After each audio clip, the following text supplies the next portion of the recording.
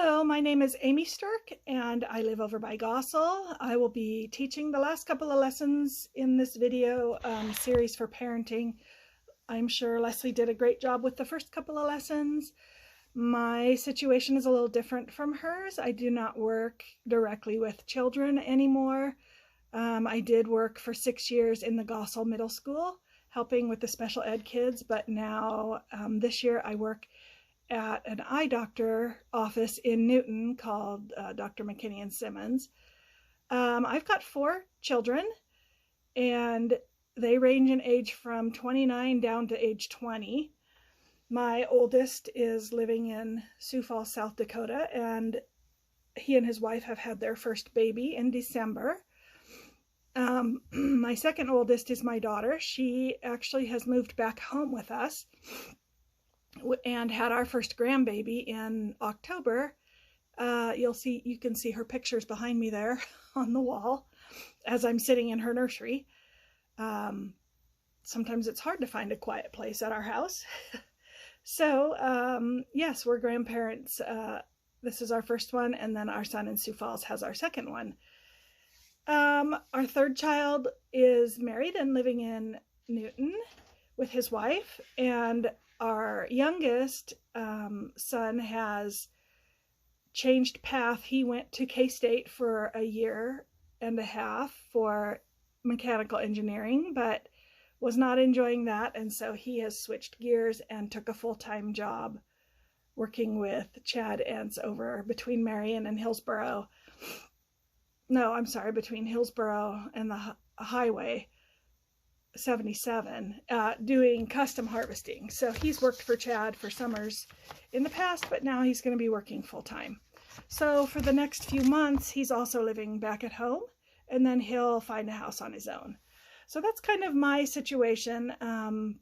Of course, I'm around my granddaughter every day. She is 4 months old now.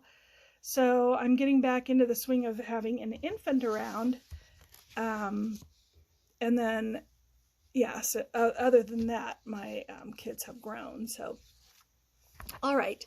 The first lesson, I wanted to also mention before I started, I haven't watched any of your videos yet. I try not to do that before I record my lessons because I don't want anybody to think that I'm talking specifically to them. I'm not aiming my lessons at anybody. I'm simply taking them from the Conscious Discipline book. So, all right, so my first lesson for you today is talking about the power of acceptance. The power of acceptance is choosing to accept the moment as it is. It's mindfulness in action. So there's a common misconception that equating acceptance with being passive or settling for something. We can accept the moment and still have a preference for it to be a different way. Acceptance is the acknowledge of what is without getting wrapped up in what should be. Later on, we'll also be looking at love, the power of love and the power of empathy. Okay, so it's not that your child should be able to deal with the stuck zipper on their coat. Your child is probably crying in frustration because the zipper is stuck. Accept that he's crying in frustration. Then you can help him manage his frustration, teach him how to get the zipper unstuck and get back to life. It's not that you should be able to leave the room for 5 minutes without a screaming match starting up. Accept the fact that the kids are going to be arguing over a toy. Then you can help them both take star breaths and calm down and coach them in taking turns. Again, because it takes 2,000 times in context to learn a new skill. It's not that your toddler should be able to lie down for a nap without throwing a fit in resistance. Your toddler is resisting sleep. Accept that he's frustrated. He can't keep playing. Then you can help him manage his frustration by teaching him to soothe with an I love you ritual and deep belly breathing. Okay, this is an important part. All upset stems from resistance. Resistance keeps us stuck in an emotional state and eats up a whole lot of energy. When we accept the moment as it is, we can use all of that energy to manage our feelings and move from problem to solution. Okay, empathy, which is our next skill, requires us to listen to children's feelings and thoughts without the need to change them. Our typical reaction is going, when a child's upset, is often to say, oh, you're fine, or it's okay, you'll be fine, you're strong, you're a big boy, things like that.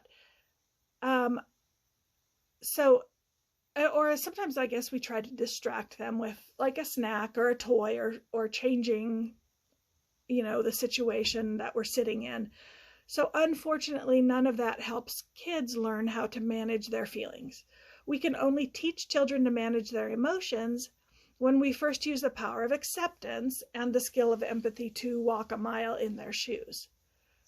Like acceptance, empathy is also commonly misunderstood. We tend to think empathy means taking on the pain of others as our own. But that notion is damaging and false. It's like trying to help a friend recover from food poisoning by eating the same food that got them sick. Empathy isn't joining in their pain. It's providing support by seeing the upset person as capable of handling the situation and the emotions involved. So that will require a mind shift probably for some of us, that the baby or the child is capable of handling their emotions. Okay, so accepting the moment and empathizing with children does not change the limits we set on their behavior, but it does help them become better to accept the limits that we set. The DNA process provides us with a concrete formula for providing empathy in order to help children manage their emotions. So the D stands for describe. Things like, a lot of times you'll reflect what they're showing you as cues to their emotions. So your face is going like this, and you can make an angry face or a sad face. N stands for name. When the child looks at you, you can name it. You seem angry, or you seem sad. And then the A stands for acknowledging.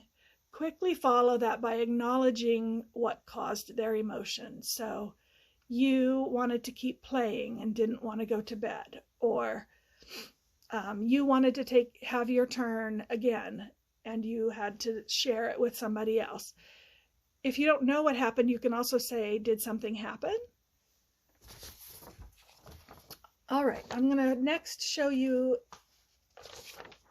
a video from the Conscious Discipline founder, Becky Bailey.